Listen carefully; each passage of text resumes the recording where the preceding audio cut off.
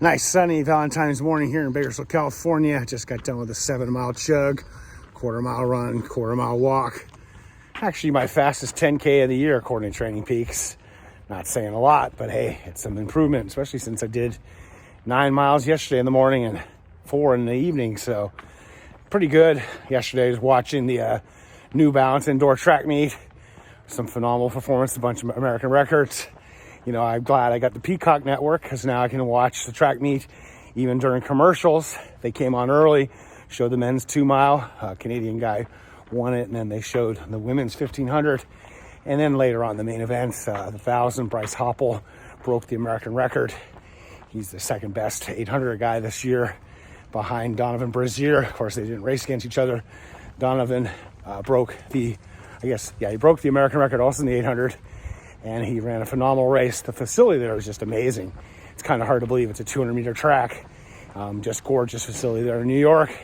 And then, of course, Ellen Purier, who last year broke the American record in the mile, just broke and crushed the American record in the 2-mile. Fabulous race. All in all, a good meet. It was weird watching on the Peacock network before the announcers came on. It was just basically a meet and nothing else, no talking. There's no fans, so it's just like people running around this track with nobody around. You can hear the dogs in the alleys.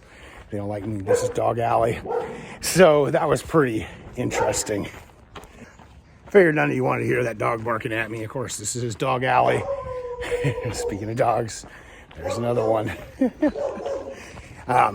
So yeah, it was weird watching it with absolutely nothing going on, except you could literally hear the athletes running around the track and a few coaches and whatnot yelling at them. It was kind of like watching football, how you could really hear all the football players on the field. So all in all, a good meet. In between, I had on my other TV, I had the 100K out there in Arizona, I can't remember what it's called, Black Canyon 100K. It's a Western States qualifier, so there were golden tickets up for grabs.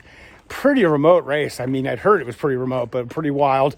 They did have drone footage and commentators, and so it was pretty good coverage.